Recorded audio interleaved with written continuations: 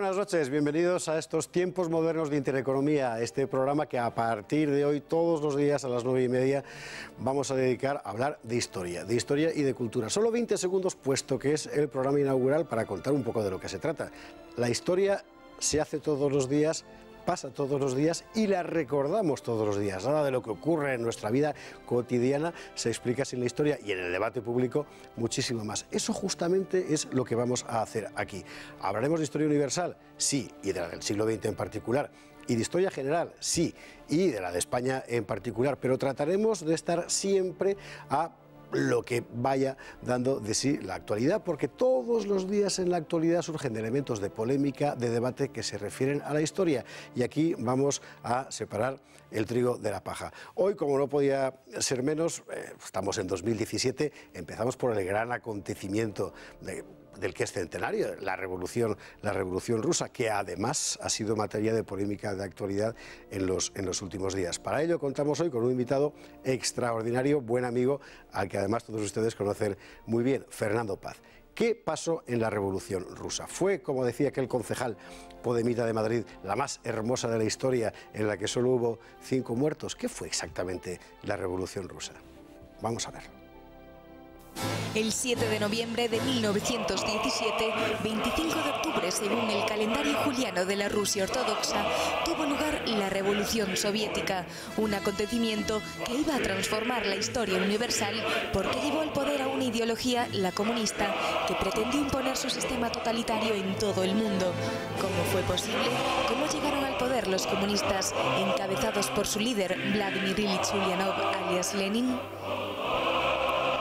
En el anterior mes de febrero, con Rusia hundida en la Primera Guerra Mundial, las derrotas militares y la exasperación social habían conducido a la abdicación del zar Nicolás II.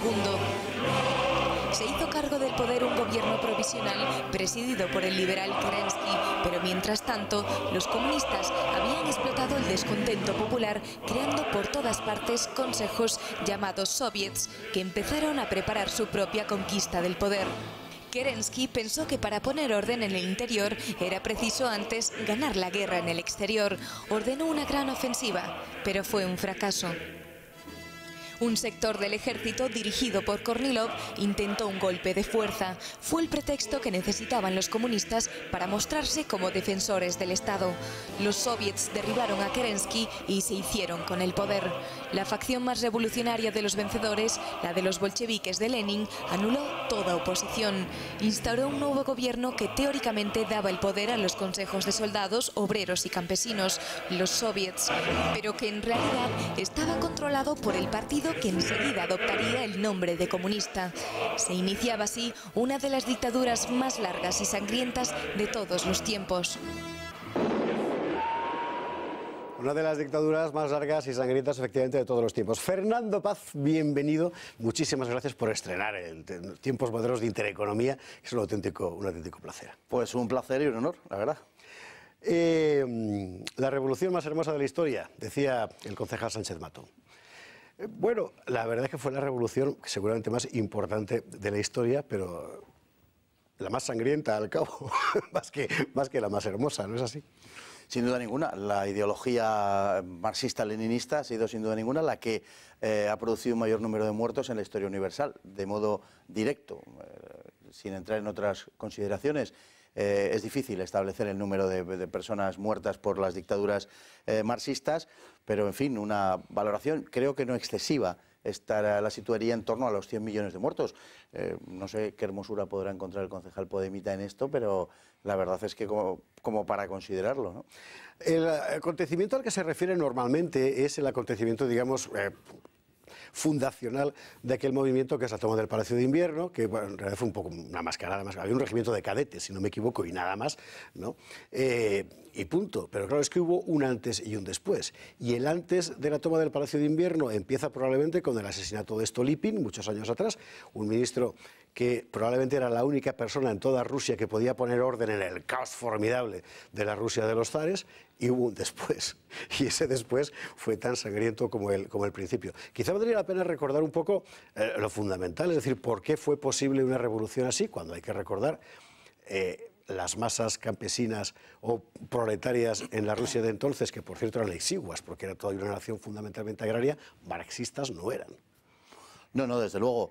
En la Revolución Rusa se da la paradoja, en la Revolución Rusa en su segunda fase, en la versión bolchevique, se da la paradoja de que frente al vaticinio de Marx, de que serían las sociedades más industriales, más avanzadas, las que llevarían a cabo la revolución por el conocido proceso dialéctico de que se formaría un proletariado a partir de la industrialización, como digo, en la Revolución Rusa se da la paradoja de que no es así, de que es una sociedad agraria, es verdad que en transformación, que, en fin, había un proceso de industrialización en marcha, pero muy incipiente, pues es un país agrario el que lleva a cabo la revolución, una revolución de tipo bolchevique, porque es una versión, es la versión leninista del marxismo, y en el leninismo hay mucho de lo que habitualmente se consideraba en terminología ortodoxa marxista blanquista, es decir, un intento de tomar el poder por la fuerza.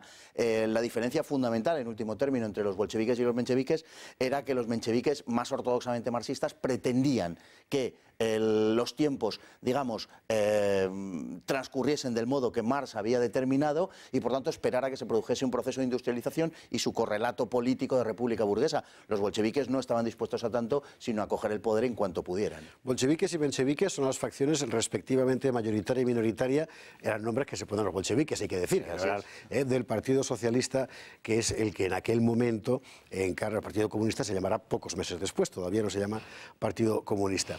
Quizá la gran cuestión es cómo le pudo pasar eso al imperio ruso, porque la guerra iba mal, pero bueno, tampoco les iba mejor a muchos otros. Fue una guerra particularmente, la Primera Guerra Mundial, particularmente cruel en todas partes, y el país en los años anteriores es verdad que había mejorado ostensiblemente respecto a lo que era antes.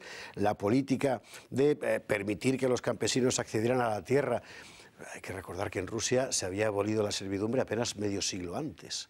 Empezaba a dar sus frutos, sin embargo se había creado un caldo de cultivo de tal exasperación y quizá de tal frustración de expectativas que había enormes masas dispuestas a seguir al primero que levantara la voz, y ese primero fue Lenin. Yo creo que esa es la clave, exactamente. Yo creo que las revoluciones no se dan en sitios donde no hay nada, en los sitios absolutamente pobres, y según nos muestra la historia, tampoco en los sitios ricos, sino en los sitios en los que hay una frustración de las expectativas. Koselleck es el que dice esto, efectivamente. Exactamente, esa es la cuestión. También lo toca de alguna manera, aunque lo trata en términos más políticos, Tocqueville, por ejemplo, ¿no? Sí, creo que esa es la razón. Por otro lado, no olvidemos que la revolución bolchevique, como puso en manifiesto Richard Pipes, y creo que está en lo correcto, es esencialmente una revolución de intelectuales. En Rusia no había otra oposición más que los intelectuales, esa es la verdad. No había vida política, prácticamente hasta un periodo muy tardío, en donde la Duma es muy escasamente representativa. La Duma, que era el Parlamento. La Duma es el Parlamento ruso, y los intelectuales son los únicos verdaderamente que tienen una oposición activa al sistema.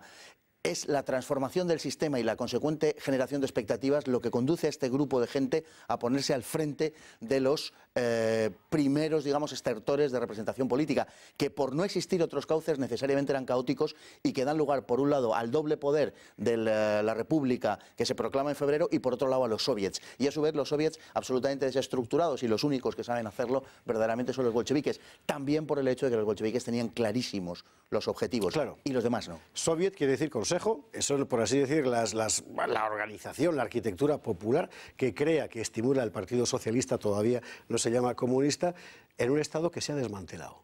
Ha habido una abdicación del zar en febrero, producto fundamentalmente de la violencia, la exasperación, la pérdida de confianza por parte de las élites, muy corrompidas, como Stolypin había visto en su momento, y por eso le mataron, ¿verdad?, que deja el poder literalmente de Almoneda. El zar no puede hacer nada, y se lo queda una especie de gobierno liberal, que es el de Kerensky, que trata de hacer, bueno, hace una revolución, la de febrero,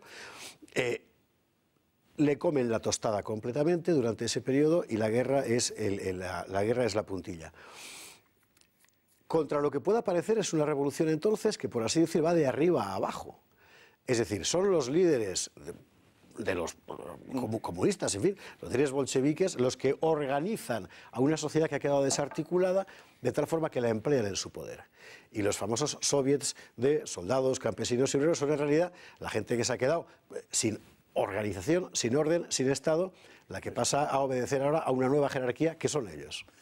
Eso es, y con el agravante, además, de que tras las jornadas de julio y la sublevación de Kornilov, donde cada vez está más claro el papel de Kerensky en esa sublevación, cómo actúa, digamos, insuflando fuego a la sublevación realmente, y en cierta parte seguramente lo provoca él.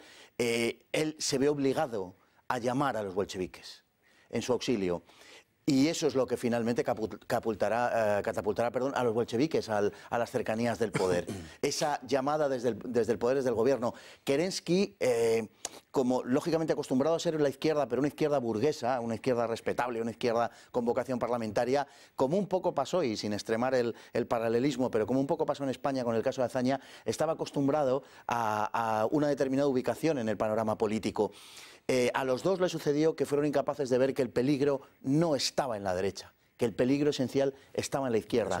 Y por el contrario, al contrario de lo que dictaba el sentido común, llamaron a la izquierda para sofocar a una derecha que en el mejor de los casos hubiera sido digamos, una expresión conservadora de la sociedad y probablemente se hubiera conformado con el estatus existente y con la forma político y social que había adoptado la sociedad. Fue el gran error de Kerensky. Y a partir de ese momento empieza todo. Es decir, una toma del poder que no es particularmente cruenta, aunque tampoco incruenta.